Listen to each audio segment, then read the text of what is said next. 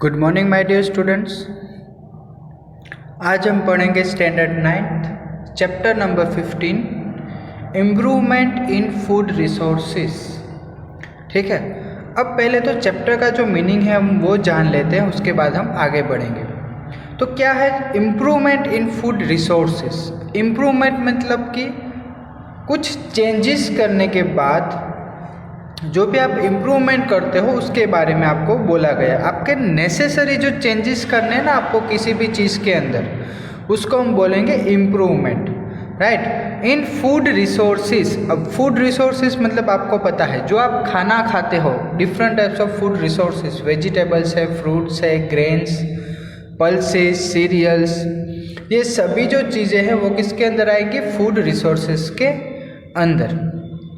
अब इसके अंदर आप लोग क्या पढ़ोगे? नेमली आप लोगों को पता ही है कि फूड रिसोर्सेज कौन कौन से हैं और उसका काम क्या है। You take them as a food, या फिर आप लोगों की जो डाइटरी प्रोसेस है उसके लिए आप लोगों को फूड कंज्यूम करना नेसेसरी है। ठीक है, देखो अब स्टार्ट करते हैं हमारा चैप्टर। फर्स्ट ऑफ ऑल क्या है? We know that all living organisms need food. अब आप लोगों को पता ही है कि जितने भी लिविंग ऑर्गेनिजम्स हैं उन सभी को फूड की ज़रूरत होती है। ठीक है, food supplies proteins, carbohydrates, fats, vitamins and minerals. ये सभी चीज़ें जो आपको दी गई है वो आप फर्दर स्टैंडर्ड्स में पढ़ चुके हो कि किसी भी फूड प्रोडक्ट के अंदर, मतलब कि different types of food products के अंदर आप लोगों को different supplies of proteins, carbohydrates, fats, vitamins and minerals मिलते हैं। और ये सभी जो न्यूट्रिएंट्स है वो आपको क्यों चाहिए? For your body development, growth and for your health. मतलब कि अगर आप जो भी खाना खा रहे हो उसके अंदर ये सभी न्यूट्रिएंट्स प्रेजेंट नहीं होंगे अगर प्रॉपर अमाउंट में, तो क्या हो सकता है? आप लोग बीमार पड़ सकते हो। और इन सभी चीज़ों का काम क्या है कि एक तो आपकी बॉडी का जो डेवलपमेंट होता है उसके अंदर एक काम है, देन दूसरा आपके बॉडी का जो ग्रोथ होता है उसके अंदर, and third one is your health. ठीक है, आप लोगों की जो हेल्थ होती है वो किसके साथ रिलेटेड होती है? Directly with the food. मतलब कि आप जिस तरह का फूड खाओगे उसके ऊपर आप लोगों की हेल्थ डिपेंड होगी, right. Both plants and animals are major sources of food for us. ये चीज़ आप लोगों को पता है कि मेनली प्लांट्स एंड एनिमल्स, ये दोनों चीज़ें में से आप लोग अपनी फूड रिक्वायरमेंट सोर्सेज आप लोग उसके अंदर से लेते हो। Then we obtain most of this food from agriculture and animal husbandry. अब मेनली जो फूड है आप लोग जो कंज्यूम करते हो वो आपको कहाँ से मिलता है? एक तो एग्रीकल्चरल प्रोसेस मतलब कि खेती-बाड़ी, राइट। और दूसरा आपको दिया गया है एनिमल हस्बेंडरी, मतलब कि पोल्ट्री फार्मिंग हो सकता है, डेयरी हो सकती है, राइट, बी कीपिंग हो सकता है। ये सभी जो चीज़ें जो है उसके अंदर से आप लोगों को एनिमल्स एंड एनिमल्स प्रोडक्ट, मतलब कि मीट, एग्स, मिल्क, राइट, ये सभी जो चीज़ें हैं वो आपको कहाँ से मिलेगी? एनिमल हस्बेंडरी में से। ठीक है, आगे देखते हैं। अब आपको इस पैराग्राफ के अंदर दिया गया है कि नेमली आप लोग क्या करते हो कि न्यूज़पेपर जब रीड करते हो तो आप लोग उसके अंदर पढ़ते हो कि एग्रीकल्चर एंड एनिमल हस्बेंडरी जो है उसके अंदर बहुत सारी इम्प्रूवमेंट हुई है, प्रोडक्ट यील्ड ज़्यादा हुई है, राइट। तो ये सभी चीज़ें जो है वो कैसे होता है? मतलब कि जो भी नॉर्मली जो प्रोडक्शन होता है किसी भी फील्ड के अंदर उसको आप कैसे इंक्रीज कर सकते हो, ज़्यादा यील्ड कैसे प्रोड्यूस कर सकते हो उसके बारे में। तो आप लोगों को ये चीज़ पता है, India is a very popular country. Populace country मतलब कि बहुत सारे ह्यूमन बींग्स इंडिया के अंदर प्रेजेंट है, बहुत सारे ह्यूमंस प्रेजेंट है, राइट। मतलब कि पॉपुलेशन बहुत ज़्यादा है इंडिया की। तो our population is more than 1 billion people and it is still growing. मतलब कि कितने हैं? 1 बिलियन पीपल्स तो प्रेजेंट है ऑलरेडी और इट इज़ ऑल्सो इंक्रीजिंग, मतलब कि अभी तो बढ़ने में ही है। राइट। तो इतने सारे अगर ह्यूमन बींग्स प्रेजेंट होंगे या फिर पॉपुलेशन प्रेजेंट होगी तो इन सभी के लिए जो फूड रिक्वायरमेंट्स की जो नीड होगी वो भी ज़्यादा होगी, राइट। मतलब कि फूड प्रोडक्शन जो भी करना पड़ेगा आपको थ्रू एनिमल हस्बेंडरी या फिर आप बोल सकते हो एग्रीकल्चरल, राइट। उन दोनों में से जो भी आपको फूड मिलता है उसकी जो भी प्रोडक्टिविटी है उसके अंदर आप लोगों को बहुत ज़्यादा इंक्रीमेंट करना पड़ेगा, मतलब कि इंक्रीज करना पड़ेगा। अब होता क्या है, देखो ह्यूमन पॉपुलेशन इंक्रीज हो रही है बट सामने अगर आप देखो तो जो भी फार्मिंग के लिए जो भी फील्ड बची हुई है वो कम होती जा रही है। क्यों? क्योंकि फार्मिंग फील्ड्स के ऊपर आप लोग इंडस्ट्रीज, हाउसेस, इन सभी चीज़ों का हम लोग क्रिएशन करते हैं, ठीक है। मतलब क्या हुआ, ह्यूमन पॉपुलेशन बढ़ी और नेगेटिव पॉइंट क्या हुआ कि जो भी एग्रीकल्चरल फील्ड्स थी वो सामने कम होती जा रही है, ठीक है। तो इतने सारे ह्यूमन बींग्स के लिए जो भी फूड प्रोडक्शन करना पड़ेगा हमें वो नीड भी ज़्यादा इंक्रीज होगी। तो इन सभी चीज़ों के लिए हम लोग अगर प्रॉपर अमाउंट में फूड नहीं प्रोड्यूस कर पाए तो क्या होगा कि ह्यूमंस जो है वो हंगर या फिर हम बोल सकते हैं माल न्यूट्रिशन से बहुत सारे ह्यूमन बींग्स मर सकते हैं, ठीक है। देखो आपको यही चीज़ यहाँ पर दी गई है, as food for this growing population we will soon need more than a quarter of billion tonnes of grain every year. मतलब कि देखो फूड प्रोडक्शन की नीड भी इंक्रीज होगी और कितनी इंक्रीज होगी, quarter of a billion tonnes of increment करना पड़ेगा आपको। This can be done by farming on more land. अब ये आप कैसे कर सकते हो, ज़्यादा फील्ड के ऊपर आप फार्मिंग करो तो हो सकता है, बट क्या बोला मैंने कि जो भी फार्मिंग फील्ड है वो कम होती जा रही है। But India is already intensively cultivated, मतलब कि इंडिया क्या है, जितनी भी फील्ड्स इंडिया के अंदर प्रेजेंट है वहाँ पर हम लोग कल्टिवेशन तो कर ही रहे हैं। तो अब जो ह्यूमन पॉपुलेशन बढ़ी उसकी नीड हम कैसे प्रोवाइड करेंगे, ठीक है। As a result we do not have more major scope for increasing the area of land under cultivation. मतलब कि हम लोगों के पास अब दूसरा कोई ऑप्शन नहीं बचा है कि दूसरी फील्ड्स के ऊपर हम लोग ज़्यादा जो भी यील्ड है उसे हम प्रोड्यूस कर सकें।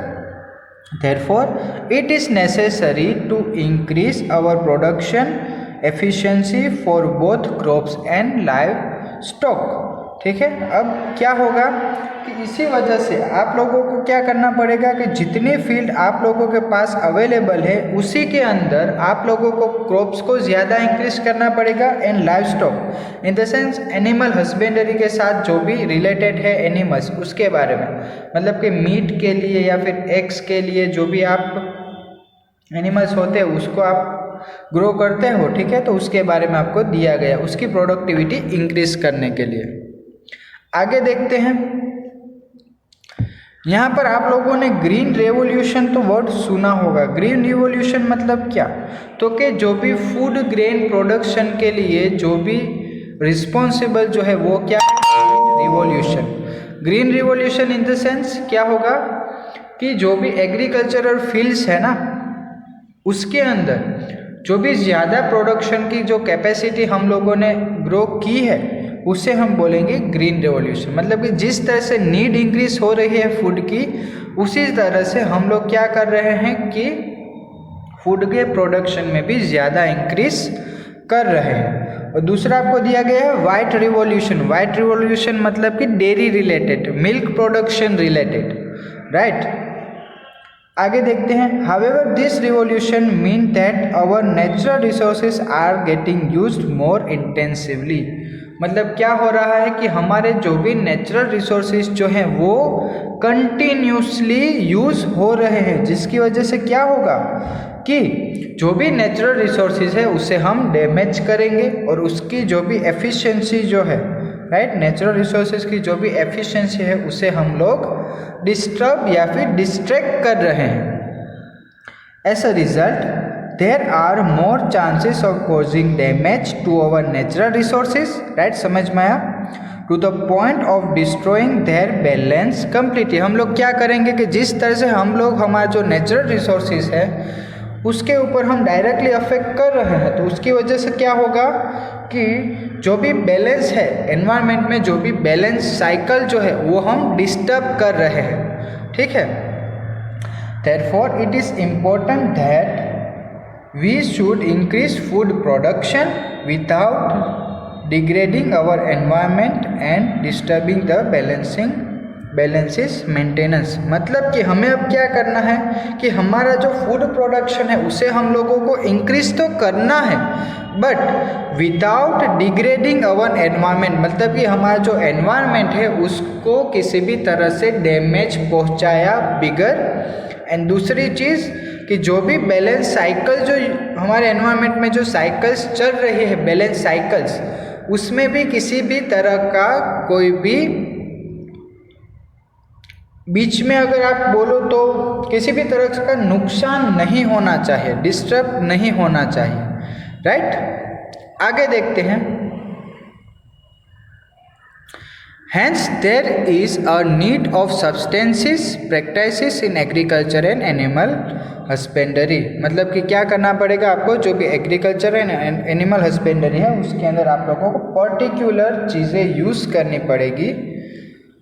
Also simply increasing grain production for storage in warehouse cannot solve the problem of malnutrition and hunger।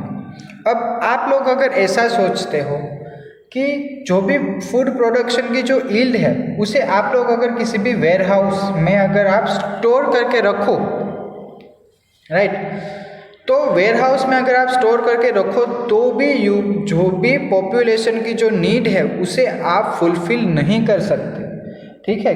क्यों? क्योंकि देखो बहुत सारे पीपल्स ऐसे होते हैं जिन लोगों के पास पैसे नहीं होते हैं कि वो किसी भी तरह का फूड खरीद सके मार्केट में से, राइट। मतलब कि आप लोगों को पता है कि जो भी फूड की जो वैल्यूज़ है वो दिन ब दिन आगे बढ़ रही है, मतलब कि इंक्रीज हो रही है, ठीक है। उसकी वजह से क्या होता है कि बहुत सारे पीपल्स ऐसे होते हैं जो परचेस नहीं कर सकते फूड प्रोडक्ट्स को, ठीक है। तो उसकी वजह से क्या होगा कि बहुत सारे पीपल्स को माल न्यूट्रिशंस होगा एंड हंगर होगा। माल न्यूट्रिशन इन द सेंस किसी भी पीपल की ह्यूमन बॉडी में जो न्यूट्रिशंस की जो कमी हो जाती है उसे हम कहते हैं माल न्यूट्रिशन, राइट। मतलब कि decrease in the nutrition level in the human body is known as malnutrition. And next one is the hunger. Hunger in the sense भूख लगना, ठीक है, ये इंक्रीज होगा। People should have money to purchase food. अब people के पास पैसे तो होने चाहिए ना किसी भी तरह का फूड खरीदने के लिए।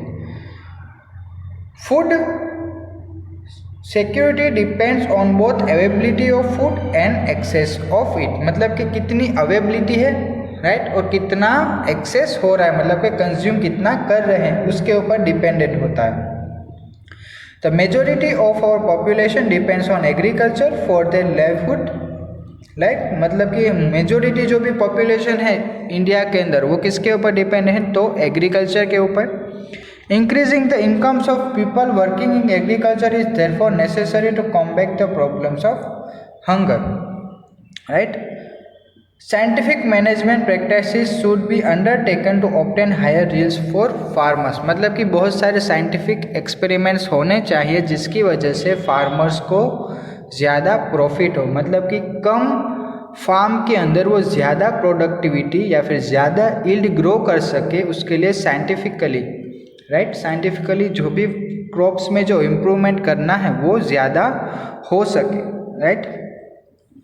For sustain livelihood one should undertake mixed farming. मतलब कि मिक्स फार्मिंग करनी चाहिए। मिक्स फार्मिंग क्या है वो हम आगे पढ़ेंगे। The next one is intercropping and integrated farming practices.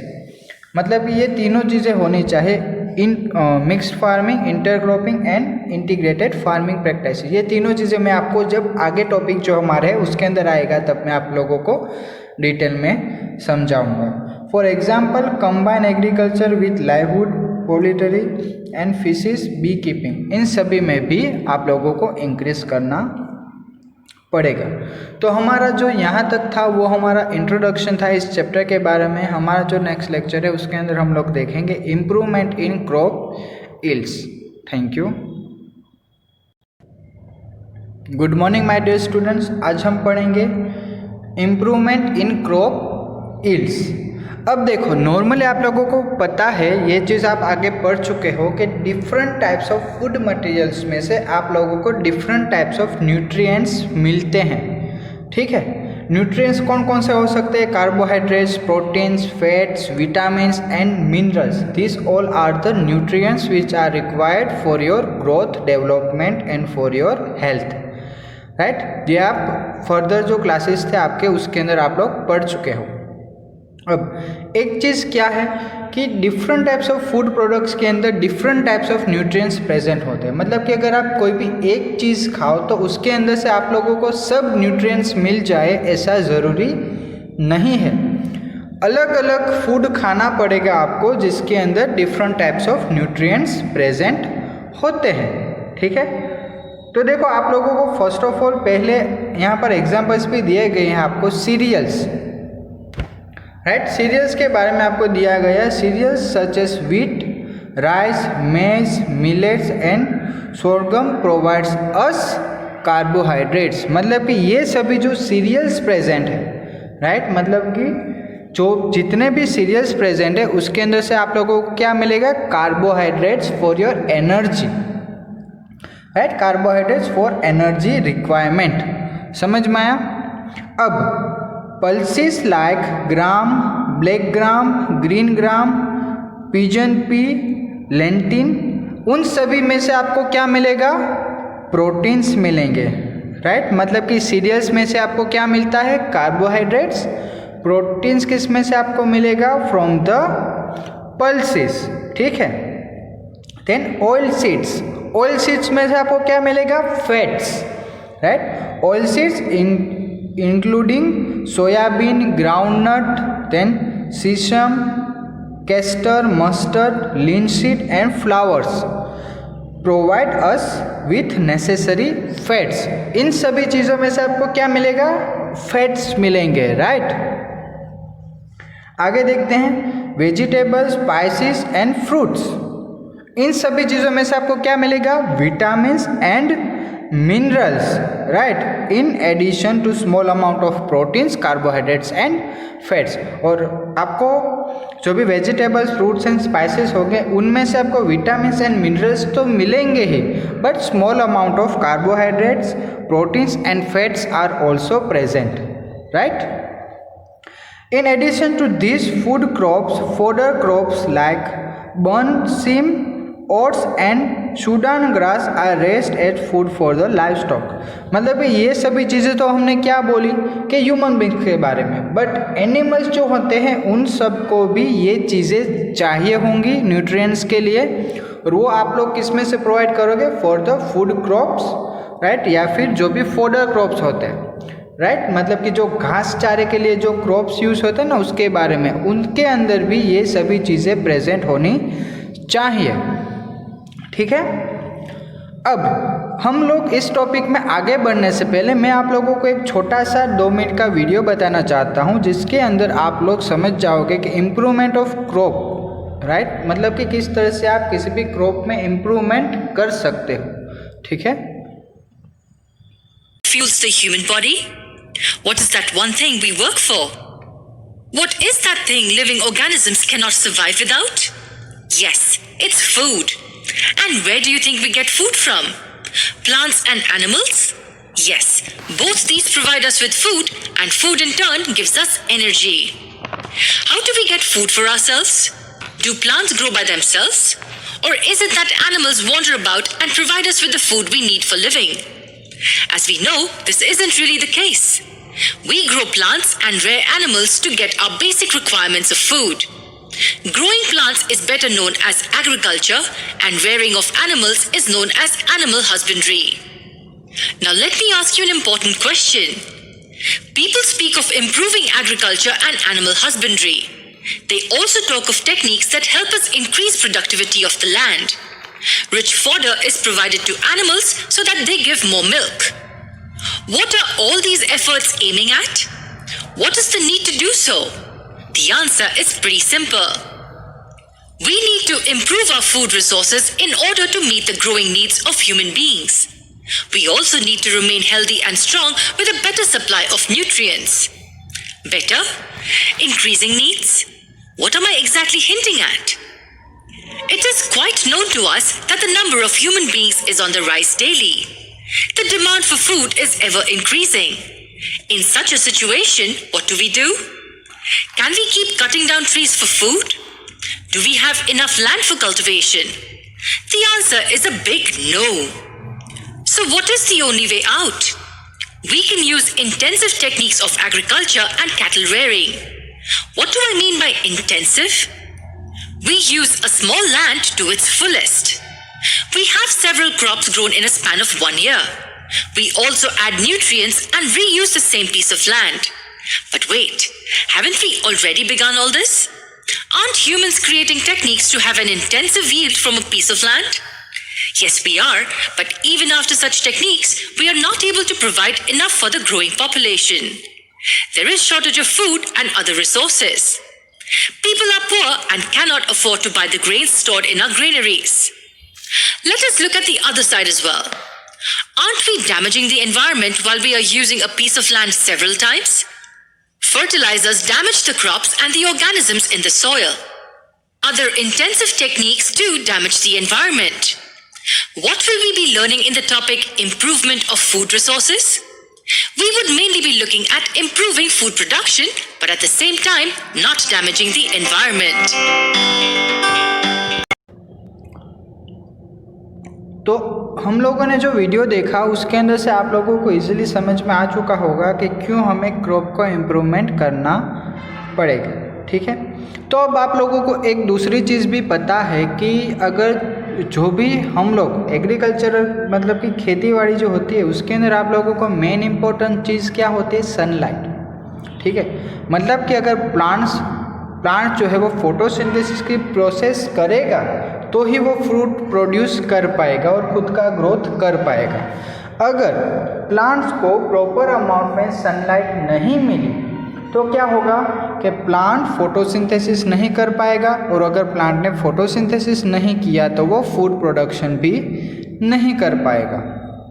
और आप लोगों को पता है कि डिफरेंट सीजन्स होती हैं, डिफरेंट सीजन्स मतलब कि समर, विंटर, मानसून, ये सभी चीज़ों के अंदर जो भी फार्मर्स होते हैं वो different types of crop grow करते हैं, ठीक है। मतलब कि सीजन क्रॉप्स ग्रो करते हैं, ठीक है। तो वो कैसे होते हैं, उसको क्या बोलते हैं हम, वो अब देखते हैं आगे। देखो, different crop requires different climatic condition, temperature and photo periods, ठीक है।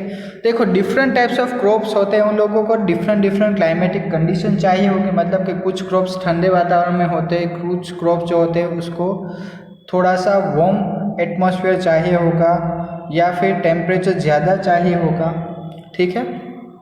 एंड फोटो पीरियड्स मतलब कि जो सनलाइट जो होती है ना, कितने आवर तक उस प्लांट को सनलाइट चाहिए होगी उसके बारे में।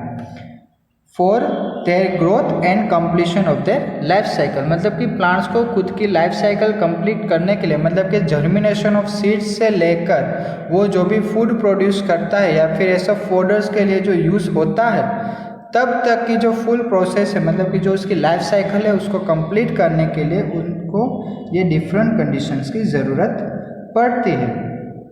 अब photoperiods are related to the duration of sunlight, समझ में आया। फोटो पीरियड्स मतलब क्या, तो क्या ड्यूरेशन ऑफ सनलाइट, मतलब कि कितने टाइम तक सनलाइट प्रेजेंट होती है।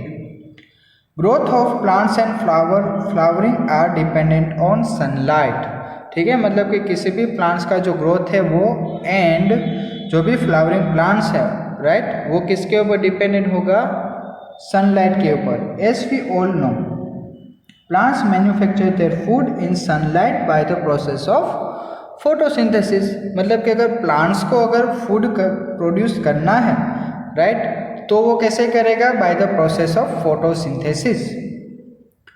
There are some crops which are grown in rainy seasons. अब देखो, कुछ क्रॉप्स के नाम दिए गए हैं आपको, मतलब कि कुछ जो क्रॉप्स होते हैं वो मेनली कब ग्रो होते हैं, in the rainy season.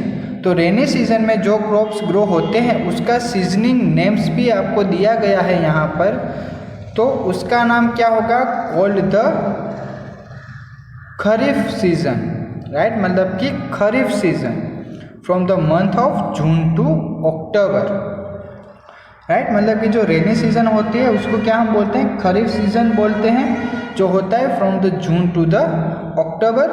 Then आगे बात करें तो and some of the crops are grown in winter season, और कुछ क्रॉप्स कैसे होते हैं कि जो विंटर सीजन में ग्रो होते हैं, are called the rabi seasons from November to April, उसे हम क्या बोलेंगे, रबी सीजन्स, राइट। देखो एग्जाम्पल भी आपको दिए गए हैं खरीफ सीजन में जो प्लांट्स ग्रो होते हैं या फिर क्रॉप्स जो ग्रो होते हैं उसके, एंड जो रबी सीजन्स में जो भी क्रॉप्स ग्रो होते हैं उसका भी आपको एग्जाम्पल्स दिए गए हैं। आप लोग यहाँ पर तो सब लोग जो एग्जाम्पल्स है वो देख ही सकते हो आपको। फर्स्ट वन इज मकाई, मेज दी गई है, फिर वीट दिया गया है, थर्ड वन इज चना, ग्राम्स, राइट, सनफ्लावर, और यहाँ पर सभी चीज़ें आपको पल्सेस दिए गए हैं, सभी एग्जाम्पल्स आपको दिए गए हैं। Paddy, soybean, pigeon pea, maize, cotton, green gram and black gram are kharif crops. Kharif crops in the sense वो कब ग्रो होंगे, in a rainy season, right. Then wheat, gram, peas, mustard, linseed are rabi crops, मतलब कि वो कब grow होंगे, in the winter season, right. आगे देखते हैं। In India, there has been a 4 times increase in the production of food grains from 1952 to 2010, with only 25% increase in the cultivation land area. अब देखो 1952 से लेके 2010 तक हम लोगों ने जो भी इंडिया जो प्रोड्यूस कर रहा था, फूड प्रोड्यूस जो कर रहा था, उसमें 4 टाइम्स इंक्रीमेंट हुआ, राइट, मतलब कि जितना हो रहा था उससे 4 गुना ज़्यादा इंक्रीमेंट हुआ, राइट। और जो लैंड यूज़ की थी हमने, राइट, उसमें कितना इंक्रीमेंट हुआ था, जस्ट 25%, राइट, मतलब कि जो पहले जो लैंड थी उसके अंदर हम लोगों ने 25% लैंड ज़्यादा यूज़ की, बट जो भी प्रोडक्शन यील्ड जो हुआ, मतलब कि जो फूड प्रोडक्शन हुआ कितना ज़्यादा था, 4 टाइम्स ज़्यादा था। तो वो कैसे हुआ होगा, राइट, तो उसके बारे में अब हम लोग देखेंगे। How has this increase in production been achieved, ये कैसे हुआ। If we think of practice involve in farming, we can see that it is divided in 3 stages. देखो अब अगर हम फार्मिंग रिलेटेड अगर हम देखें तो ये 3 चीज़ों में डिवाइडेड है, 3 स्टेजेस में डिवाइडेड है। तो जो फर्स्ट स्टेज है वो क्या है, first is the choice of seeds for planting, मतलब कि आप जो भी सीड्स सिलेक्ट करोगे ग्रो करने के लिए वो अच्छी क्वालिटी के होने चाहिए। अगर सीड्स अच्छी क्वालिटी के होंगे तो जो भी प्रोडक्शन होगा वो भी ज़्यादा होगा और अच्छी क्वालिटी का होगा, ठीक है। The next one is the nutritioning of the crop plants, मतलब कि उसको जो भी न्यूट्रिएंट्स चाहिए होंगे उसके ग्रो के लिए, मतलब कि फर्टिलाइजर्स, राइट, फर्टिलाइजर जो उससे चाहिए होंगे वो आपको प्रॉपर अमाउंट में देने पड़ेंगे उसको। Then third one is the protection of the growing and harvesting crop from loss. Third क्या होगा, उसे आपको प्रोटेक्ट करना पड़ेगा from the different types of insects, weeds, right, उन सभी चीज़ों से आपको उसे प्रोटेक्ट करना पड़ेगा, राइट। तो 3 जो चीज़ें आपको करनी पड़ेगी वो कौन सी होगी, क्रॉप वेराइटी इंप्रूवमेंट, मतलब कि इसकी वजह से क्या होगा, जो भी क्रॉप की जो वेराइटी है वो इंक्रीज हो सकती है। देन क्रॉप प्रोडक्शन इंप्रूवमेंट, जो प्रोडक्शन है वो भी इंक्रीज हो सकता है। And third one is the crop protection management. ये तीनों चीज़ें हम अब 1 बाय 1 डिटेल में स्टडी करेंगे। तो जो फर्स्ट वन है वो है क्रॉप वेराइटी इम्प्रूवमेंट, मतलब कि जो क्रॉप की जो वेराइटी है उसमें हम लोगों को क्या करना है, इम्प्रूवमेंट करना है, मतलब कि क्रॉप की वेराइटी में हम लोग इम्प्रूवमेंट करेंगे। तो वो कैसे हो सकता है, आप लोगों को पता है, बाय ब्रीडिंग या फिर हाइब्रिडाइजेशन। ये आप लोग अगले स्टैंडर्ड्स में पढ़ चुके हो, ब्रीडिंग एंड हाइब्रिडाइजेशन पढ़ चुके हो, ठीक है। देखो this approach depends on finding a crop variety that can give a good yield, मतलब कि आपको गुड यील्ड मतलब कि ज़्यादा यील्ड मिले वैसे क्रॉप्स आपको पहले तो फाइंड आउट करने पड़ेंगे, ढूंढने पड़ेंगे। फिर क्या आपको उसके सीड्स को ढूंढना पड़ेगा और उसी सीड्स को आप लोगों को ग्रो करना पड़ेगा, ठीक है। वेराइटी और strengths of crop can be selected by breeding of various useful characters such as disease resistance. देखो अब आपको क्या करना पड़ेगा कि डिफरेंट टाइप्स ऑफ जो क्रॉप्स होते हैं उसको आपको पहले सिलेक्ट करना पड़ेगा। सिलेक्ट करने के बाद आप लोग क्या करोगे, उसकी ब्रीडिंग प्रोसेस करोगे, राइट। ब्रीडिंग मतलब कि जो दो डिफरेंट टाइप्स ऑफ जो क्रॉप्स थे उसमें से आपको जो भी डिजायर्ड, जो आपको आपके लिए ज़रूरी जो थे कैरेक्टरिस्टिक्स, उसको आपको क्या करना होगा, दोनों क्रॉप्स में से निकाल के किसी भी एक क्रॉप में डालना होगा, राइट। तो उससे कौन कौन से कैरेक्टरिस्टिक्स हो सकते हैं, एक तो डिजीज रेजिस्टेंस, मतलब कि उस क्रॉप के अंदर किसी भी तरह के डिजीज प्रेजेंट होने चाहिए नहीं। देन रिस्पॉन्स टू फर्टिलाइजर्स, आप जो भी फर्टिलाइजर उस फील्ड के अंदर इम्प्लाई करोगे, मतलब कि डालोगे, उसके ऊपर वो क्रॉप्स अच्छे से रिस्पॉन्स करना चाहिए, मतलब कि उस फर्टिलाइजर्स के अंदर वो अच्छे से ग्रो होना चाहिए। Then third one is the product quality and high yield, जो भी आपको प्रोडक्ट मिले वो अच्छी क्वालिटी का होना चाहिए और जो भी प्रोडक्ट यील्ड मिले वो ज़्यादा होनी चाहिए। तो ये सभी जो चीज़ें हैं वो आपको किस तरह से मिल सकती है, by the process of hybridization, right. Process of hybridization, अगर आप हाइब्रिडाइजेशन की प्रोसेस करोगे तो ये चीज़ें आपको मिल सकती है। अब हाइब्रिडाइजेशन जो है वो भी डिफरेंट, मतलब कि 3 अलग अलग टाइप से हो सकती है हाइब्रिडाइजेशन। ये आप लोग जब 11th-12th में आओगे तो आप लोग डिटेल में पढ़ोगे, बट अभी जस्ट आपको 1 लाइन ही दी गई है कि हाइब्रिडाइजेशन प्रोसेस के अंदर जो भी जेनेटिकली चेंजेस जो होते हैं वो किस तरह से होते हैं और उसकी जो 3 टाइप्स है वो कौन कौन सी है। तो first one, hybridization refers to the crossing between genetic dissimilar plant, मतलब कि जेनेटिकली जो डिसिमिलर प्लांट्स, मतलब कि उसके जो कैरेक्टरिस्टिक्स जो होते हैं ना डिफरेंट प्लांट्स के, वो अलग अलग होने चाहिए, राइट। तो फर्स्ट क्या होगा, फर्स्ट इज इंटर वेरिएंटल क्रॉसिंग में क्या होगा, between different varieties of plant, मतलब कि जो भी क्रॉसिंग करोगे ना आप हाइब्रिडाइजेशन में, जो भी क्रॉसिंग मेथड करोगे वो किसके अंदर होगा, डिफरेंट वेराइटीज के अंदर, different types of plant varieties के अंदर होगा, inter varietal. Then second one is the inter specific between 2 different species of the same genus, मतलब कि वो प्लांट्स जो है वो अलग अलग होंगे बट उसका जो जीनेरा होगा वो कैसा होगा, सेम जीनेरा होगा, right. And third one is the intergenic मतलब कि डिफरेंस बिटवीन जीनेरा, मतलब कि डिफरेंट टाइप्स ऑफ प्लांट्स, अलग अलग प्लांट्स के ऊपर ही आप लोग क्या करोगे, उसको ये जो हाइब्रिडाइजेशन जो प्रोसेस है वो आप करोगे। Another way of improving the crop is by introducing a gene that would provide a desired character. This results in a genetically modified crop. आप दूसरी मेथड क्या कर सकते हो, genetically modified crops, मतलब कि आपको कोई भी एक डिजायर्ड जीन जो है, मतलब कि जो एक स्पेसिफिक कैरेक्टरिस्टिक्स को वो सिलेक्ट करेंगे किसी भी डीएनए में से, उसे क्या करेंगे कि कोई भी एक दूसरा डीएनए है किसी भी प्लांट का, दूसरा जो डीएनए उसके अंदर वो ट्रांसफर कर देंगे। अब क्या हुआ कि जो भी डिजायर्ड जीन चाहिए था आपको जिस प्लांट के अंदर, वो उसके अंदर आ चुका है, राइट। तो उससे एक नया क्रॉप डेवलप होगा जो होगा जेनेटिकली मॉडिफाइड क्रॉप। आप लोगों ने गोल्डन राइस सुना होगा, राइट। जो गोल्डन राइस है ना वो क्या है, जेनेटिकली मॉडिफाइड क्रॉप है। देन आगे देखें तो for new varieties of crop to be accepted, मतलब कि देखो आप लोग अगर जो new varieties of crop develop हुई है, आप लोगों को अगर उसे एक्सेप्ट करना है तो एक चीज़ तो क्या होनी चाहिए कि देखो डिफरेंट सीजन्स प्रेजेंट होते हैं, राइट। हमारे इंडिया में अलग अलग सीजन्स प्रेजेंट होते हैं, तो डिफरेंट सीजन्स में वो इजीली ग्रो होने चाहिए। पहली चीज़ तो ये ही कि वो डिफरेंट कंडीशंस में या फिर डिफरेंट सीजन्स में वो अच्छे से ग्रो होने चाहिए। दूसरी चीज़, उसकी जो भी क्वालिटी प्रोडक्शन जो मिलेगा आपको, जो यील्ड मिलेगा वो ज़्यादा होना चाहिए। उसके जो सीड्स मिलेंगे आपको लास्ट में वो अच्छी क्वालिटी के होने चाहिए, गुड क्वालिटी के होने चाहिए, ठीक है। ये अगर सभी चीज़ें उस क्रॉप के अंदर प्रेजेंट होगी तो फार्मर्स उसे सिलेक्ट करेंगे for their fields to grow, ठीक है। अगर ये सभी कैरेक्टरिस्टिक्स प्रेजेंट नहीं होंगे तो कोई भी फार्मर उसे ग्रो करने की कोशिश नहीं करेगा, ठीक है। आगे देखते हैं।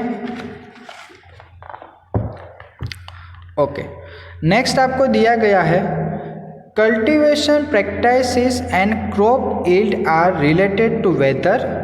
देखो, ये जो भी कल्टीवेशन प्रोसेस है या फिर जो भी प्रैक्टिसेस है वो किसके ऊपर डिपेंड है? On the weather, soil quality and availability of water. ये तीनों चीज़ों के ऊपर डिपेंडेंट है। ठीक है, देखो अब weather condition such as drought and flood. आप लोगों को पता है कभी कभी सूखा हो जाता है, मतलब कि जो भी फील्ड्स जो है वो सूख जाती है, या कभी कभी फ्लड की सिचुएशन आती है। ठीक है, मतलब कि वो अनडिजायरेबल कंडीशंस है, राइट। दूसरी तो क्या क्लाइमेटिक कंडीशंस, अलग अलग different type of climatic conditions present होती है।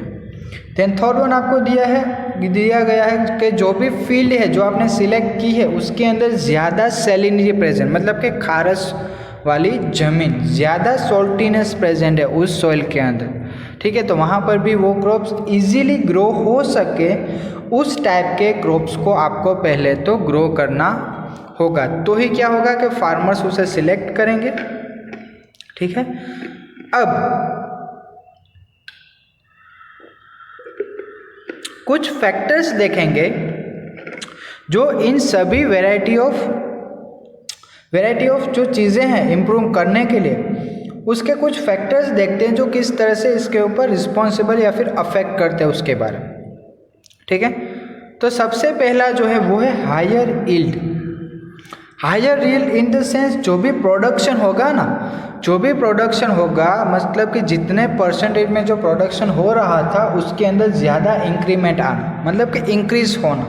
देखो, to increase the productivity of the crop per area, acre, मतलब कि पर एकड़ में आप लोगों को जो फील्ड में जो भी क्रॉप ग्रो कर रहे थे उसके अंदर इंक्रीमेंट आना चाहिए। दूसरा आपको दिया गया है इम्प्रूव क्वालिटी, राइट, मतलब कि उसकी जो भी क्वालिटी है वो इम्प्रूव होनी चाहिए। ठीक है, quality consideration of crop products vary from crop to crop, मतलब कि डिफरेंट क्रॉप में different conditions and qualities present होती है। Baking quality in important in wheat, protein quality in pulses, oil quality in oil seeds and preservation quality in fruits and vegetables. ठीक है, मतलब कि जो व्हीट है उसके अंदर जो बेकिंग प्रॉपर्टी है वो इंक्रीज होनी चाहिए। पल्सेस के अंदर जो प्रोटीन्स का जो प्रेजेंट था, जितने परसेंटेज में जो प्रोटीन्स प्रेजेंट था उसके अंदर इंक्रीमेंट आना चाहिए। ऑयल सीड्स के बारे में आपको दिया गया है कि जो ऑयल्स प्रोडक्शन है, ऑयल का जो प्रोडक्शन है वो ज़्यादा होना चाहिए। Last one is the preservative quality, मतलब कि फ्रूट्स एंड वेजिटेबल्स को आप लोग ज़्यादा टाइम तक प्रिजर्व करके रख सको। देन नेक्स्ट चीज़ आपको दी गई है बायोटिक एंड एबायोटिक रेजिस्टेंस। अब बायोटिक मतलब कि खुद के अंदर नेचुरल, राइट, एंड एबायोटिक मतलब कि बायोटिक मतलब क्या होगा कि लिविंग थिंग्स, एंड एबायोटिक मतलब कि नॉन लिविंग थिंग्स। ये आप लोगों को पता है। अब क्रॉप्स के साथ बायोटिक एंड एबायोटिक का क्या रिलेशन वो हम देखते हैं। देखो, अगर कोई भी प्लांट है, biotic factors like disease, insects and nematodes, ये सभी चीज़ें क्या करेगी कि जो भी प्लांट का जो प्रोडक्ट्स है उसके ऊपर डायरेक्टली अफेक्ट करेंगी। एक तो मतलब कि ये कौन सी चीज़ें हुई, बायोटिक फैक्टर्स हुए। दूसरे हैं एबायोटिक फैक्टर्स। एबायोटिक फैक्टर्स के अंदर क्या है, क्या पहला तो ड्रफ मतलब कि सूखे जमीन, right, then salinity, water logging, heat, cold and frost. ये सभी चीज़ें क्या करेंगी, क्रॉप की जो भी प्रोडक्टिविटी है उसको वो डिक्रीज करेगी। ठीक है, समझ में आया, मतलब कि biotic factors and abiotic factors से वो रेजिस्टेंस होनी चाहिए। ठीक है, मतलब कि उसके सामने लड़ने की उसके पास कैपेसिटी होनी चाहिए। Then changes in maturity duration, मतलब कि मैच्योरिटी मतलब कि कुछ क्रॉप्स कैसे होते हैं कि उसको मैच्योर होने के लिए 3 to 4 मंथ्स लगते हैं। ठीक है, मतलब कि 3 से 4 महीनों तक तो एक ही क्रॉप उसी फील्ड में पड़ा रहेगा, दूसरे क्रॉप आप उस फील्ड में ग्रो नहीं कर सकते, राइट। मतलब कि ये जो भी मैच्योरेशन जो पीरियड है वो अगर फास्ट हो जाए, मतलब कि जो 4 मंथ में आपको जो भी यील्ड मिलती थी, राइट, मतलब कि जो क्रॉप्स थे वो मैच्योर होते थे, अगर वही क्रॉप्स अगर 2 मंथ में मैच्योर हो जाए तो क्या होगा कि आप ये जो पूरी क्रॉप्स की जो साइकिल है वो ज़्यादा बार कर सकते हो, और उसी वजह से जो भी क्रॉप यील्ड है वो क्या होगी, ज़्यादा आप लोग क्रॉप यील्ड बना सकते हो या फिर हार्वेस्ट कर सकते हो। तो यहाँ पर आपको चेंज इन मैच्योरिटी ड्यूरेशन के अंदर आपको वही चीज़ें दी गई हैं। दूसरा आप एग्जांपल ले सकते हो कि जो भी फ्रूट्स एंड जो वेजिटेबल्स है वो मैच्योर हो जाते हैं, मतलब कि जल्दी से पक जाते हैं, ठीक है। मतलब कि वो जो पकने की जो प्रोसेस है ना, उसके अंदर आप लोग क्या कर सकते हो कि उसे रोक सकते हो, मतलब कि जल्दी से कोई भी फ्रूट्स ना पके उसको रोकने के लिए भी आप लोग इसके अंदर प्रोसेस कर सकते हो। मतलब कि अगर कोई भी फ्रूट्स वेजिटेबल जल्दी से नहीं पकेंगे तो आप उसे ज़्यादा देर तक स्टोर करके रख सकते हो। Then next one is the wider adaptability, right. Wider adaptability मतलब कि जो भी different types of climatic conditions होती हैं या फिर जो भी different type of environmental conditions होते हैं उसके ऊपर वो एडेप्टेबल होने चाहिए, राइट। मतलब कि उसके ऊपर वो डिपेंडेंट हो जाने चाहिए, मतलब कि जल्दी से जो भी एनवायरमेंटल चेंजेस हुए हैं उसको वो जल्दी से परख ले और उसके सामने उसे कैसे रिस्पॉन्स करना है वो सीख ले, right. Then last one is the desirable agronomic characteristics, right. मतलब कि tallness and profuse branches are desired characters for fodders crops. मतलब कि फोडर क्रॉप्स मतलब कि जो आप घास चारे के लिए जो क्रॉप्स यूज़ करते हो ना उसके बारे में है। एक तो वो टोल होने चाहिए और दूसरी प्रोफ्यूज ब्रांचेस मतलब कि उसमें जो भी ईल्ड है ना, मतलब कि जो लीव्स है उसकी जो ब्रांचेस है, अगर ब्रांचेस ज़्यादा होगी तो लीव्स कितने होंगे, लीफ भी ज़्यादा होंगे, राइट। तो फोडर का जो भी प्रोडक्शन है वो भी ज़्यादा हो सकता है। दूसरा आपको दिया गया ड्राफ्टनेस इज डिजायर्ड इन सीरियल्स। अब जो भी सीरियल्स प्रेजेंट होते हैं वो ड्राफ्ट होने चाहिए, मतलब कि छोटे होने चाहिए। क्यों? क्योंकि जो भी न्यूट्रिशन अवेलेबिलिटी जो है क्रॉप्स की वो कम होगी। अगर प्लांट्स बड़े होंगे तो क्या होगा कि न्यूट्रिशन की जो अवेलेबिलिटी है वो ज़्यादा होगी, राइट। मतलब कि जो भी क्रॉप फील्ड है उसमें से वो क्रॉप जो है वो न्यूट्रिएंट्स ज़्यादा एब्जॉर्ब करेंगे। अगर क्रॉप्स छोटे होंगे तो क्या होगा कि वो जो भी प्लांट्स है वो एब्जॉर्ब कम करेंगे, मतलब कि जो न्यूट्रिएंट्स है वो कम एब्जॉर्ब करेंगे, right. Thus, developing variety of desired agrogenetic characters help give higher productivity. मतलब कि उसकी वजह से क्या होगा कि जो भी एग्रोजेनिक कैरेक्टर्स है उसकी वजह से आप लोगों को जो भी प्रोडक्टिविटी है वो ज़्यादा मिलेगी, मतलब कि हाई प्रोडक्टिविटी आपको मिलेगी, ठीक है। तो यहाँ पर जो हमारा फर्स्ट टॉपिक था वो कंप्लीट होता है। हमारा जो नेक्स्ट लेक्चर होगा उसके अंदर हम लोग देखेंगे क्रॉप प्रोडक्शन मैनेजमेंट। मतलब कि हम लोगों ने क्रॉप प्रोड्यूस तो कर लिया बट उसका मैनेजमेंट, हम उसे किस तरह से न्यूट्रिएंट्स देंगे, किस टाइप का मैन्योर देंगे, फर्टिलाइजर्स देंगे, उन सभी चीज़ों के बारे में हम लोग नेक्स्ट लेक्चर में देखेंगे। Thank you. Good morning my dear students. आज हम इस लेक्चर के अंदर पढ़ेंगे क्रॉप प्रोडक्शन मैनेजमेंट, ठीक है। तो हम लोग देखेंगे कि क्रॉप का जो मैनेजमेंट होता है, मतलब कि उसको जो न्यूट्रिएंट्स चाहिए, मैन्योर्स चाहिए, फर्टिलाइजर्स जो चाहिए, उन सभी चीज़ों का हम किस तरह से ख्याल रखेंगे और उसे मैनेज करेंगे, राइट। तो इस टॉपिक में आगे बढ़ने से पहले मैं आपको एक 2 to 3 मिनट्स का एक वीडियो है, उसको आप समझोगे तो इजीली आपको पूरा टॉपिक समझ में आ जाएगा। पहले हम वो देखेंगे, उसके बाद हम इस टॉपिक में आगे बढ़ते हैं।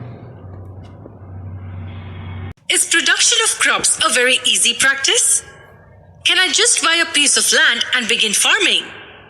Can a small land give me the yield of a big one? Let me give you an example. We have 2 men who are farmers. The first one, named Samir, has 2 hectares of land, while the other, whose name is Ronan, has 4 hectares of land. The former one invests in a tractor, fertilizers, and many other types of equipment. The latter has land but cannot afford to buy any of these equipments. What would be the resulting yield? Samir had a higher quantity of crop produced even in his small piece of land. Ronan did not have the finances to help him make a profitable harvest. This example tells us that the inputs in farming are directly related to the yield of the land. Thus, higher the cost of production, better the yield. When a farmer has an ability to purchase high-end technological equipments, his cropping system varies and he can earn more from his land. Based on this monetary aspect of farming, there are three different types of production in farming. A production based on no cost at all. This is when a farmer does not invest in any equipments or farming paraphernalia to better his production. Second would be the low-cost production, and third is the high-cost production. So what are the things that characterize this kind of production? On which level does a farmer need to invest in to enhance his yield? Three main components need to be taken into consideration while talking about crop production management. Firstly, let us look at nutrient management. Secondly, we must look at irrigation of the farms. Yes, water is a very important requirement for a farmer. And thirdly, we must look at the cropping patterns. Let us look at the first one in this video. What do we mean by nutrient management? How can we manage the nutrient intake of plants? We all require food for our growth and survival. We also choose food items we need the most and eat those nutrients which our body lacks. Similarly, plants too need a variety of nutrients. They generally need about 16 nutrients in all. From where do you think they get these nutrients? Plants are in contact with the air, water, and soil.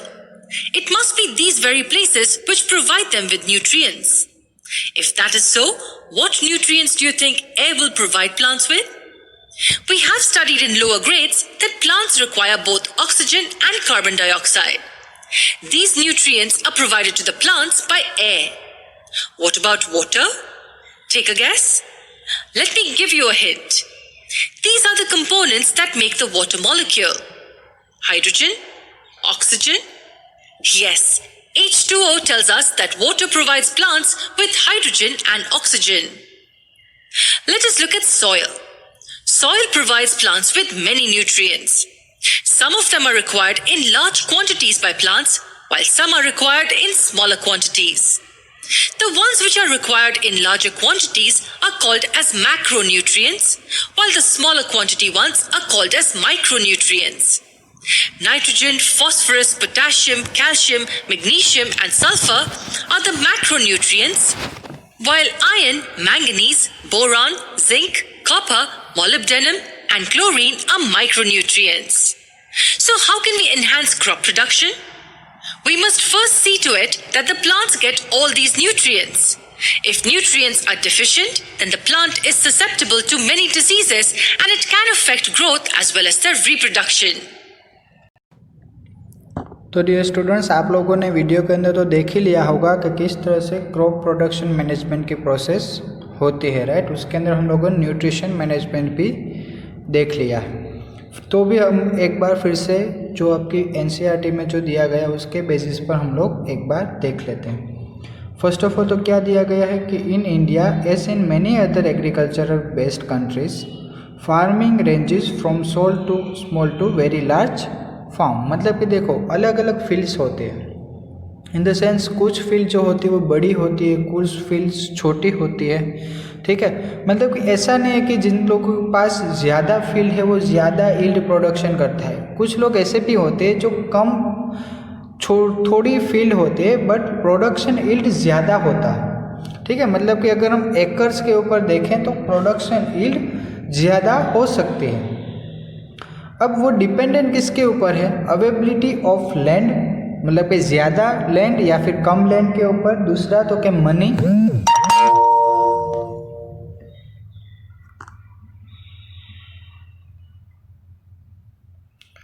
Next देखें तो अगर information and technological applications, right, मतलब कि जो भी information जो है, मतलब कि फार्मिंग रिलेटेड जो भी इंफॉर्मेशन आपके पास होनी चाहिए वो प्रेजेंट होनी चाहिए। एंड लास्ट जो है वो है टेक्नोलॉजीज, मतलब कि different technologies are used, right. Nowadays different technologies are used in farming, वो आपको पता है। In short, it is the money or financial conditions that allows farmers to take up different farming practices and agricultural technologies। मतलब कि ये in short क्या है कि मनी एंड फाइनेंशियल कंडीशंस जो भी फार्मर्स की होती है उसके साथ ही ये सब कुछ रिलेटेड होता है, राइट। मतलब कि डिफरेंट जो भी फार्मिंग कंडीशंस है उसके ऊपर ये सभी चीज़ें रिलेटेड होती हैं।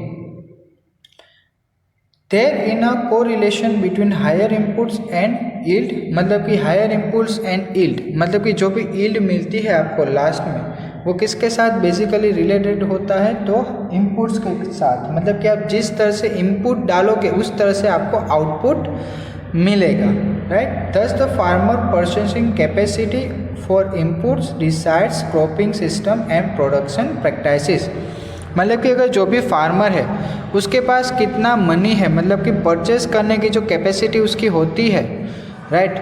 मतलब कि टेक्नोलॉजीज, इंस्ट्रूमेंट बोल सकते हो आप, मतलब कि सीड्स की क्वालिटी, ये सभी जो चीज़ें हैं वो अफेक्ट करेगी डायरेक्टली आपके यील्ड के ऊपर। Therefore, production practices can be at different level, मतलब कि अलग अलग लेवल पर हो सकती है। फर्स्ट क्या है, they induce no cost production, मतलब कि किसी भी तरह का कोई भी प्रोडक्शन के लिए आप किसी भी तरह का कॉस्ट न करो। देन लो कॉस्ट प्रोडक्शन तो होगा बट लो कॉस्ट में हो जाएगा। And high yield production practices, मतलब कि क्या होगा कि हाई यील्ड प्रोडक्शन प्रैक्टिसेस में आपको जो भी यील्ड मिलेगी वो ज़्यादा मिलेगी, ठीक है। अब नेक्स्ट देखते हैं न्यूट्रिशन मैनेजमेंट। देखो नॉर्मली जैसे कि हम लोग ह्यूमन बींग्स जो होते हैं वो फूड क्यों लेते हैं, for their growth and development and for their health, ठीक है। वैसे ही जो प्लांट्स होते हैं उनको भी न्यूट्रिएंट्स की ज़रूरत पड़ती है, राइट। तो वो जो न्यूट्रिशंस है वो कहाँ से लेंगे plants, from air water and soil, ठीक है। न्यूट्रिएंट्स कहाँ से सप्लाई करेंगे प्लांट्स को, एयर वाटर एंड सॉइल में से, ठीक है। अब अगर आगे बात करें तो एयर जो है वो प्लांट को क्या सप्लाई करेगी, कार्बन डाइऑक्साइड, मतलब कि carbon and water, right. Air supplies carbon and oxygen, ठीक है। Then hydrogen comes from water, मतलब कि H2O, हाइड्रोजन कहाँ से आएगा, वाटर में से, राइट। ये सभी चीज़ें आप लोगों ने वीडियो के अंदर तो देख ही ली है, फिर भी एक बार देख लेते हैं। And soil supplies the other 13 nutrients to the plant, और जो सोइल है वो क्या सप्लाई करेगी, 13 न्यूट्रिएंट्स जो सोइल के अंदर प्रेजेंट होते हैं वो सप्लाई करेंगे, ठीक है।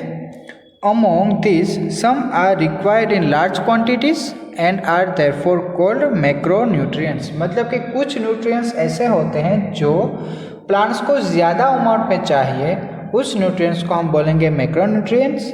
और कुछ न्यूट्रिएंट्स ऐसे होते हैं जो प्लांट्स को अगर कम क्वालिटी या फिर स्मॉल क्वांटिटीज में भी प्रेजेंट हो तो भी चलता है, उनको बोलेंगे हम माइक्रो न्यूट्रिएंट्स, ठीक है। आगे देखते हैं macro nutrients and micro nutrients के एग्जाम्पल कौन कौन से हैं वो देखते हैं।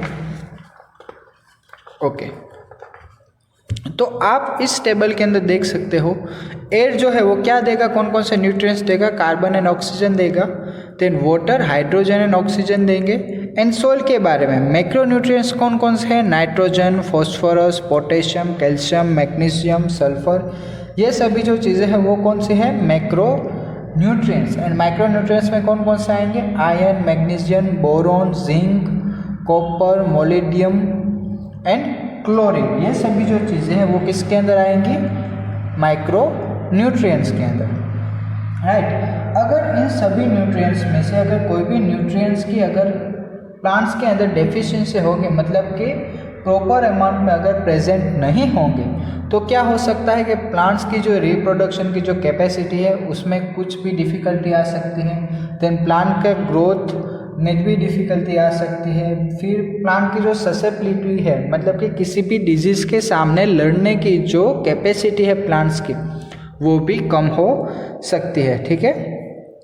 इसलिए हम लोग क्या करते हैं कि ये जो भी मतलब कि जो भी यील्ड है उसे बढ़ाने के लिए हम लोग क्या करते हैं कि उसके अंदर मैन्योर या फिर फर्टिलाइजर्स को हम ऐड करते हैं, राइट। जिसकी वजह से जो न्यूट्रिएंट सप्लाई है वो इंक्रीज हो जाता है और सॉइल की जो क्वालिटी है वो इंक्रीज हो जाती है। तो आगे देखते हैं, सबसे पहले हम देखेंगे मैन्योर, उसके बाद हम देखेंगे फर्टिलाइजर। तो अगर हम मैन्योर के बारे में बात करें तो मैन्योर क्या है, one type of organic substance या फिर ऑर्गेनिक मैटर है, right. Organic in the sense naturally, right मतलब कि कोई भी केमिकल्स का यूज़ आप लोगों ने इसके अंदर नहीं किया है, जो नेचुरली आपको जो चीज़ें मिलती है उसके बारे में। अब अगर मैन्योर के बारे में आपको बात करूँ तो मैन्योर आप लोगों को पता ही है मैन्योर क्या है। अगर एग्जांपल दूँ तो काउ डंग जो है वो मैन्योर है। फिर लीव्स, जो सड़े हुए लीव्स होते हैं, राइट, वो भी क्या है, वन टाइप ऑफ मैन्योर। ठीक है, आगे देखते हैं इसके बारे में। Manure contains large quantity of organic matter and also supply small quantity of nutrients to the soil. अब मैन्योर क्या है, तो क्या ऑर्गेनिक मैटर है जो क्या सप्लाई करते हैं, न्यूट्रिएंट्स सप्लाई करते हैं टू द सॉइल को न्यूट्रिएंट्स सप्लाई करते हैं। ठीक है, then manure is prepared by the decomposition of animals extract and plant waste. Manure किस तरह से बनता है या फिर डिकम्पोज किस तरह से होता है, तो एनिमल एक्सट्रैक्ट से एंड प्लांट के वेस्ट से। ठीक है, manure helps in enriching soil with nutrients and organic matter and increasing soil fertility. अब क्या होगा कि जो भी मैन्योर जो होता है वो किसके अंदर एनरिच होता है, मतलब कि ज़्यादा क्या होता है उसके अंदर, न्यूट्रिएंट्स ज़्यादा होते हैं। दूसरा तो क्या ऑर्गेनिक मैटर जो होता है वो भी ज़्यादा होता है, जिसकी वजह से जो सॉइल की जो फर्टिलिटी है वो इंक्रीज हो जाएगी। जब आप किसी भी फील्ड में मैन्योर ऐड करोगे तो क्या होगा कि जो सॉइल की जो फर्टिलिटी है वो इंक्रीज हो जाएगी, राइट, इंक्रीज होगी। सॉइल की फर्टिलिटी अगर इंक्रीज होगी तो क्या होगा कि उसकी जो भी सॉइल का जो स्ट्रक्चर है उसमें भी इम्प्रूवमेंट आएगा। The bulk of organic matter in manure helps in improving the soil structure. वो डायरेक्टली क्या इम्प्रूव करेगा, सॉइल का जो स्ट्रक्चर है उसको भी वो इम्प्रूव करेगा। This involves increasing in water holding capacity in Sandy soils. मतलब कि जो भी सैंडी सॉइल्स होती है उसके अंदर आप लोगों को पता है कि वाटर होल्डिंग कैपेसिटी ज़्यादा नहीं होती। एग्जांपल दूँ आपको तो कोस्टल एरियाज में जो दरिया मतलब कि सी कोस्ट पर जो भी सैंड प्रेजेंट होते हैं ना, वो Sandy soil in the sense उसमें अगर आप वाटर डालो तो वो होल्ड नहीं कर सकता वाटर को, राइट, मतलब कि जो भी होल्डिंग कैपेसिटी वो कम होती है, राइट। तो सैंडी सॉइल्स के अंदर अगर आप मैन्योर जो है वो ज़्यादा ऐड करोगे तो क्या होगा कि जो भी वाटर होल्डिंग कैपेसिटी वो इंक्रीज हो सकती है। तो नेक्स्ट आपको दिया गया है क्ले सॉइल। क्ले सॉइल मतलब क्या कि क्ले सॉइल जो होती है वो क्या करती है कि जो भी वाटर जो है उसको ज़्यादा देर तक स्टोर करके रखती है, राइट, मतलब कि ज़्यादा देर तक स्टोर करके रखे तो क्या होगा कि हार्मफुल होगा प्लांट्स के लिए। ठीक है, तो जब आप मैन्योर यूज करोगे तो क्या होगा कि ये जो भी प्रोसेस है, राइट, वो कम हो सकते हैं। In the sense in clay soils the large quantity of organic matter help in drainage and in avoiding water logging. मतलब कि ड्रेनेज करने में वो इजीली अवेलेबल हो सकता है या फिर हेल्पफुल हो सकता है। आगे देखते हैं, तो ये जो भी मैन्योर है वो one type of biological material है, बायोलॉजिकल वेस्ट मटेरियल है, राइट। इससे क्या होगा कि किसी भी तरह का एनवायरमेंटल पॉल्यूशन नहीं होगा, मतलब कि एक प्लस पॉइंट है, right.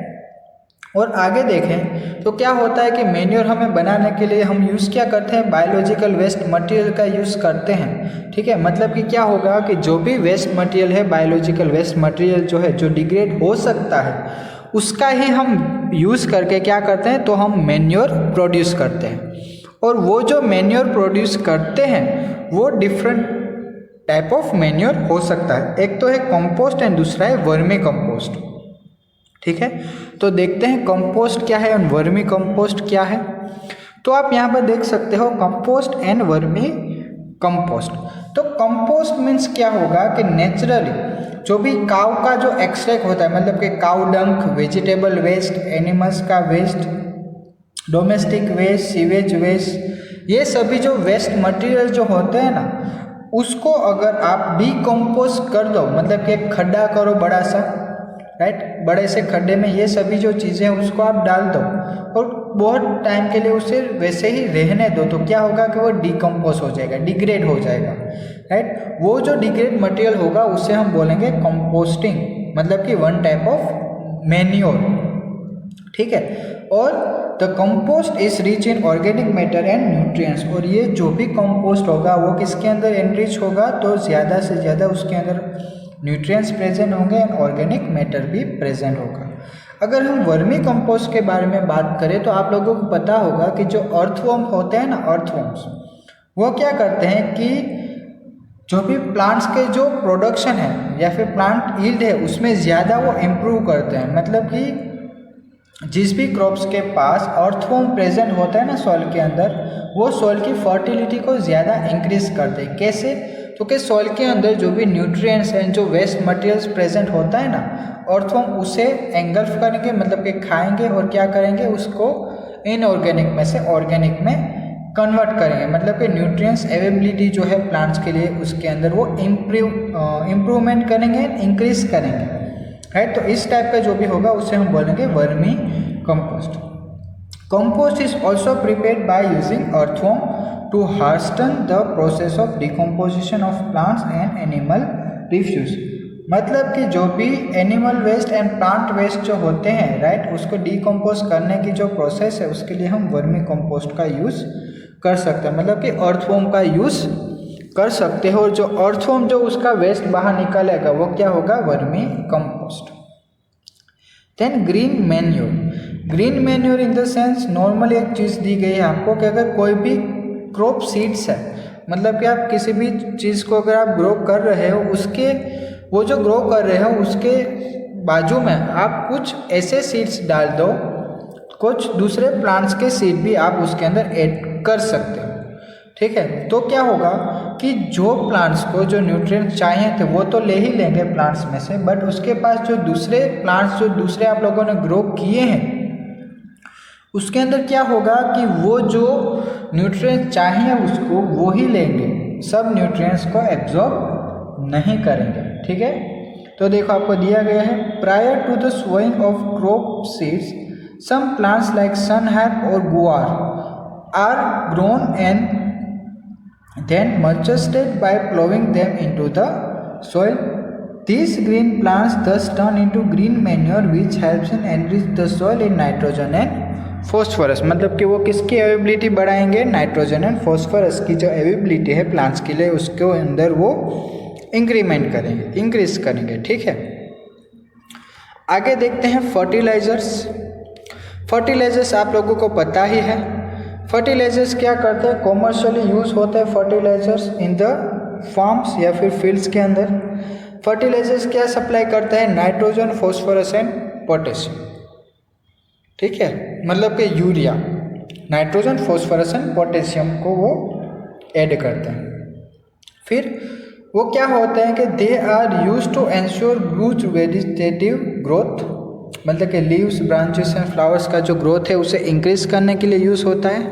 Then giving rise to healthy plant, मतलब कि हेल्थी प्लांट्स को ग्रो करने के लिए भी यूज़ होता है। Fertilizers are a factor in a higher yield in higher cost farming. Fertilizers कहाँ पर यूज़ होते हैं, जहाँ पर कॉस्ट यील्ड जो है, मतलब कि हाई कॉस्ट फार्मिंग जो होती है वहाँ पर फर्टिलाइजर जो है उसका यूज़ होता है, ठीक है। फिर आपको यहाँ पर एक एग्जाम्पल दिया गया है कि जो भी आप फर्टिलाइजर्स जो ऐड करते हो फील्ड के अंदर, ठीक है, वो जो भी प्रोसेस होती है वो नॉर्मल प्रोसेस होनी चाहिए। मतलब कि ज़्यादा अमाउंट में आपको फर्टिलाइजर्स ऐड नहीं करने हैं आपके फील्ड के अंदर, क्योंकि ऐसा होगा कि देखो आप लोगों ने फर्टिलाइजर्स को ऐड किया है क्रॉप के ऊपर, ठीक है, बट कुछ फर्टिलाइजर्स ऐसा होगा अभी भी कंज्यूम नहीं हुआ होगा, ठीक है। तो अब क्या होगा कि जब आप वाटर सप्लाई करोगे तो उसके साथ जो भी फर्टिलाइजर जो भी बचा हुआ है वो फर्टिलाइजर्स कहाँ पर जाएगा, directly into the water bodies, right. Water bodies में से कहाँ पर, वेल में जा सकता है या फिर किसी भी कैनाल्स, पॉन्ड्स के अंदर वो जा सकते हैं और अल्टीमेटली वो आपको ही नुकसान करेंगे, ठीक है। तो हाँ, यहाँ पर आपको यही चीज़ दी गई है और उसकी वजह से क्या होगा कि वाटर पॉल्यूशन बढ़ सकता है। देन आगे देखें तो as we have seen in previous continuous use of fertilizer in an area can destroy soil fertility. अब अगर आप किसी भी फील्ड में कंटिन्यूसली फर्टिलाइजर्स का यूज़ करोगे तो क्या हो सकता है कि वो जो भी फील्ड की जो भी एफिशिएंसी है या फिर जो भी कैपेसिटी है राइट, मतलब कि जो भी फर्टिलिटी उसकी है वो क्या हो जाएगी, डिस्ट्रॉय हो जाएगी।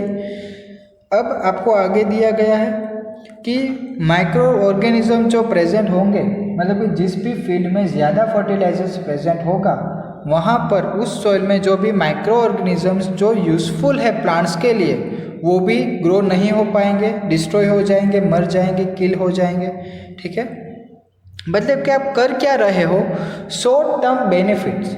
Short term benefit in the sense आप फर्टिलाइजर्स का यूज़ करके एक जो आपकी जो ईल्ड जो है उसे अच्छा बना देते हो, बट उसका जो भी बेनिफिट है वो थोड़े टाइम के लिए ही होता है। ठीक है, अब लॉन्ग टर्म बेनिफिट्स उसका किसी भी तरह से नहीं है, फर्टिलाइजर्स का लॉन्ग टर्म बेनिफिट नहीं है।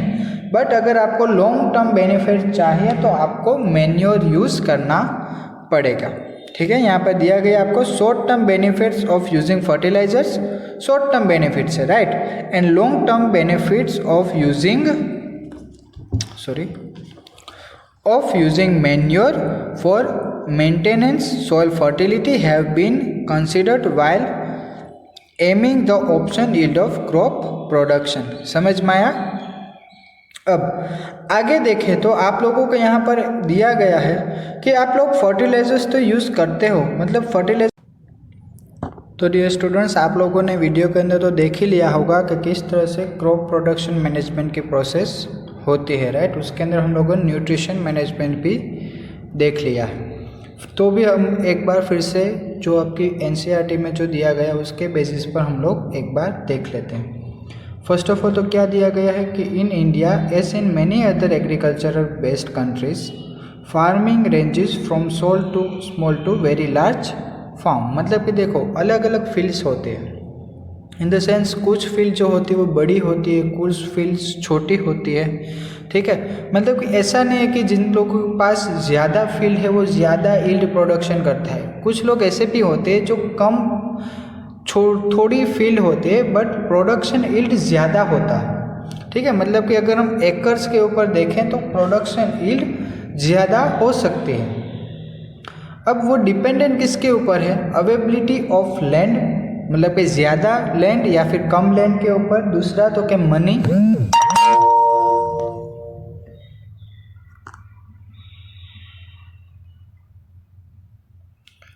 नेक्स्ट देखें तो अगर information and technological applications, right, मतलब कि जो भी इंफॉर्मेशन जो है, मतलब कि फार्मिंग रिलेटेड जो भी इंफॉर्मेशन आपके पास होनी चाहिए वो प्रेजेंट होनी चाहिए।